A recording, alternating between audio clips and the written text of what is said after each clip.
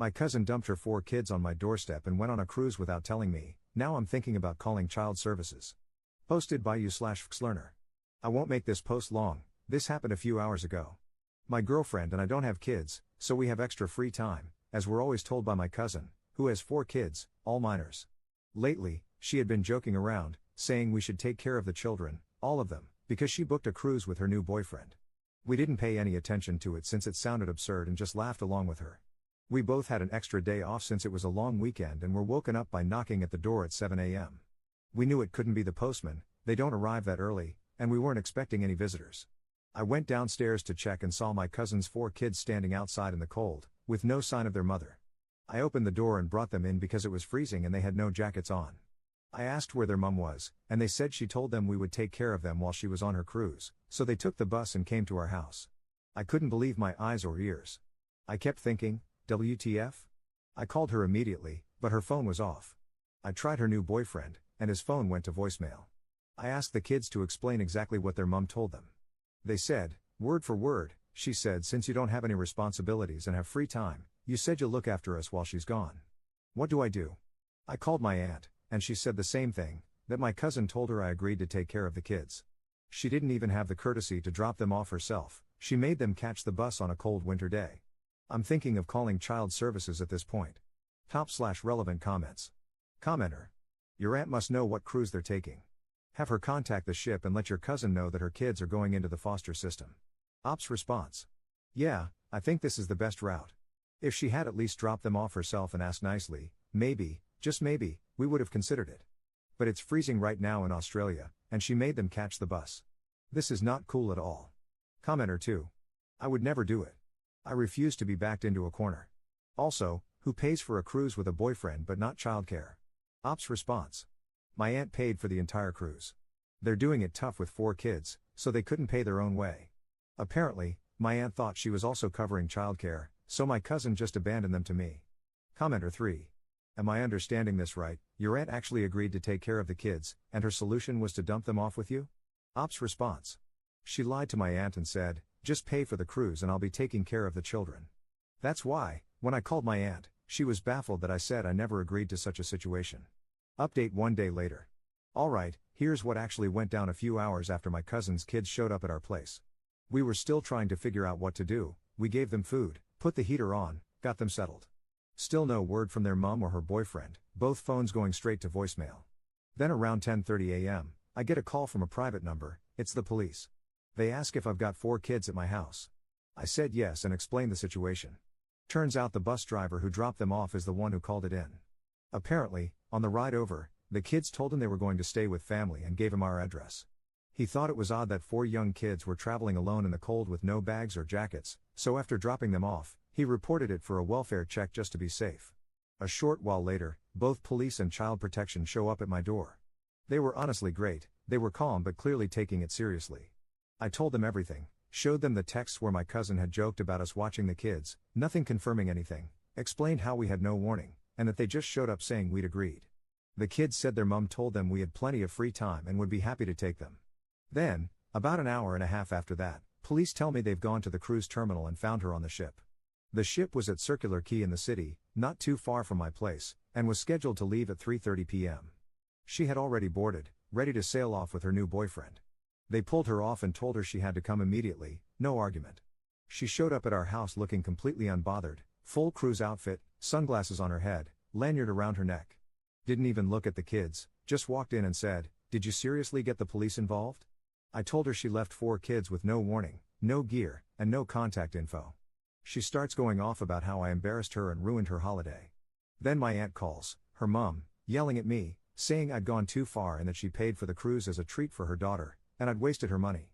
No concern at all about what actually happened. Meanwhile, child protection was taking a statement from me and telling my cousin this was a serious neglect issue and would be investigated. She didn't seem to care. Grabbed the kids, didn't say thank you, didn't apologize, just left like I was the one in the wrong. I tried to call my aunt and her a while after that to explain that I was not the one who called the police and child services, but they wouldn't believe me and both have blocked my number.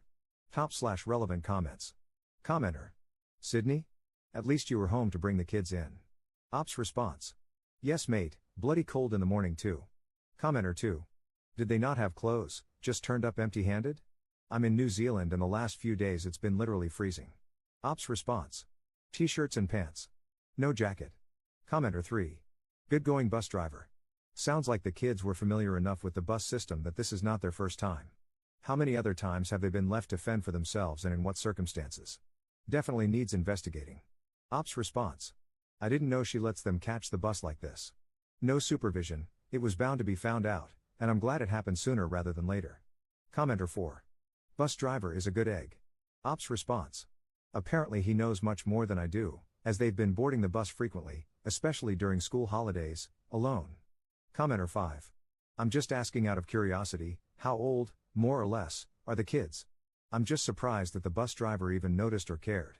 Was it a long-distance bus? Where I'm from it's pretty common for kids to be riding a bus alone, and in my city they even ride for free as long as they have school ID, even in high school. Ops response. About 15 minutes by bus. Much quicker by car since it doesn't stop everywhere. She didn't want to drop them off because she knew we wouldn't actually agree to the situation, so she made them catch the bus. Oldest child is 12, youngest is 5. Commenter 5. How did the cops get your phone number if a random bus driver reported it? Ops response. He got my address and phone number from the kids, apparently he knows them well, as they frequently use the bus during school holidays alone. Additional info from Op. I will be posting on social media to all family members and relatives the true story of events, as they are trying to make it seem like I called the cops straight away as soon as the kids arrived at my house. I've already gotten a few calls from family berating me about this. Second update 1 day later. Didn't think I'd be writing another update, but this situation just keeps escalating. A couple of days after my cousin came to pick up the kids, after being dragged off the cruise ship, FACS got back in touch and asked a few follow-up questions. During the conversation, they mentioned they had contacted the kid's biological father and informed him of what had happened. I didn't even know he was still around. From what I remembered, he'd moved out to regional NSW years ago, somewhere near Wagga, I think. Apparently, he's been paying child support and trying to stay in touch, but my cousin made it almost impossible. She would ignore his calls, block him, cancel visits, that sort of thing. Well, when he found out what she did, leaving the kids to catch a bus alone in winter and dumping them on our doorstep, he was furious. He drove straight to Sydney that same night. He came to our house the next morning. Genuinely nice guy. He said he just wanted to hear everything from someone who was there. We sat down and talked for a while. He asked how the kids were, if they said anything, and what exactly happened. You could tell he really cared. Then he told me straight up, he's going to apply for full custody. He said he's been documenting everything for years, the cancelled visits, the excuses, the strange behavior when the kids did come back to him, and this was the final straw. He said he wouldn't let them grow up thinking being left like that without even a message was normal. I told him I fully supported him. Those kids deserve stability. He thanked us for not turning them away and for taking care of them when no one else did. Then he left to speak with a solicitor. Now, on to something I didn't expect and honestly still can't believe. Our car was vandalized last night. All 4 tires slashed. Nothing else touched, just the tires.